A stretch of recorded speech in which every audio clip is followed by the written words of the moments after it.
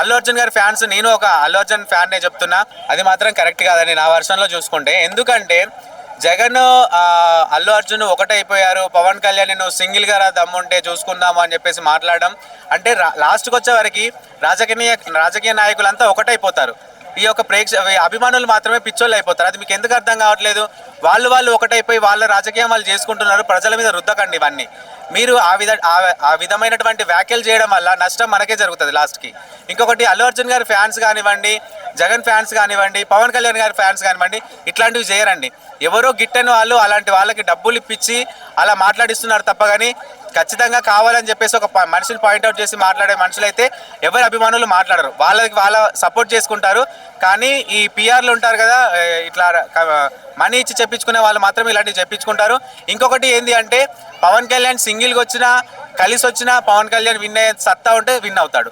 ఆయన చేసిన మంచి ఉంటే, ఇప్పుడు ఒకవేళ పబ్లిక్కి అక్కడ జరిగినటువంటి అన్నిటి మీద ఆయన అరే పిఠాపురం నుంచి మనకి వచ్చినాడు, ఈయన అన్ని మంచి చేస్తున్నాడు, ప్రజలకి మంచి జరుగుతుంది అనుకుంటే మళ్ళీ గెలిపిస్తారు, లేదంటే ఓడిపోతారు. ఏమంటున్నారంటే మన అల్లు అర్జున్ ఫ్యాన్స్ ఏమంటున్నారంటే, దమ్ముంటే 175 స్థానాల్లో పోటీ చేసి గెలవమను, సీఎం అవ్వమని చెప్పు, దమ్ముంటే జగన్ మొగోడు అని చెప్పేసి మాట్లాడుతున్నారు. ఏం చెప్తారు? మీరే రెచ్చగొడుతున్నారండి. లేని ఆలోచన మీరు ఇచ్చి పవన్ కళ్యాణ్ రెచ్చగొడుతున్నట్టే.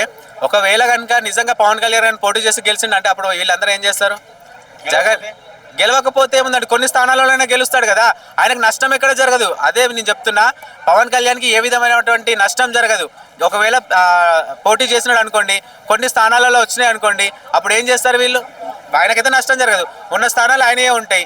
సీఎం అయింది అనుకో, అదృష్టం మళ్ళీ బాగుండి వేసినవన్నీ వచ్చినాయి అంటే అప్పుడు జగన్ ఫ్యాన్స్ అంతా మళ్ళీ ఫ్యాన్ రెక్కలు ఇరుచుకోవాల్సి వస్తుంది. సో జగన్ ఫ్యాన్స్ కానివ్వండి, పవన్ కళ్యాణ్ ఫ్యాన్స్ కానివ్వండి, ఒకరి మీద ఒకరు ఇలాంటి ట్రోల్స్ చేసుకోకుండా గ్లాస్ పగులు కొడతామో, ఫ్యాన్ రెక్కలు ఇరగొడతాం అనే మాటలు వదిలేసి మీ వాళ్ళకి మీరు సపోర్ట్ చేసుకొని గెలిపించుకోండి. అంటే పవన్ కళ్యాణ్ ఫ్యాన్స్ ఇట్లా మాస్కులు, అల్లు అర్జున్ మాస్క్ పెట్టుకొని, జగన్ మాస్క్ పెట్టుకొని ఇట్లా మరి చేయడం కరెక్ట్ అనేది, ట్రోల్ చేయడం కరెక్టా అంటే రాజకీయంలో ఉన్నదే అది అండి. ఒకరి మీద ట్రోల్ చేయడమే, ఒకరిని నెగిటివిటీ చేయడమే రాజకీయంలో ఉన్నటువంటి ఈ జనరేషన్లో జరుగుతుంది. ఎప్పుడైతే ఒక మనిషిని మనం నెగిటివ్ చేస్తామో ఎక్కువ స్ప్రెడ్ అవుతుంది అనుకుంటున్నారు, కానీ పాజిటివిటీ ఏర్పడుతుంది. అది మీకు అర్థం కావట్లా. మీకు నచ్చిన వాళ్ళని మీరు సపోర్ట్ చేసుకోవాలి రాజకీయంలో, కానీ ఇంకొన్ని నెగిటివ్ చేసినారంటే మాత్రం ఆఖరికి మన మీదనే వచ్చి పడుతుంది. సో మీరు ఇట్లాంటివి చేయకుండా, అల్లు అర్జున్ గారి ఫ్యాన్స్, నేను ఒక అల్లు అర్జున్ ఫ్యాన్నే చెప్తున్నా, సో ఇలాంటివి చేయకండి. ఎందుకంటే అల్లు అర్జున్కి చెడ్డ పేరు వస్తుంది. మీరు చేసిన వల్ల మీకు రాదు. అల్లు అర్జున్ ఫ్యాన్స్కి ఎవరైతే ఉన్నారో జెన్యున్గా ఉన్న వాళ్ళకు కూడా చెడ్డ పేరు అనేది వస్తుంటుంది.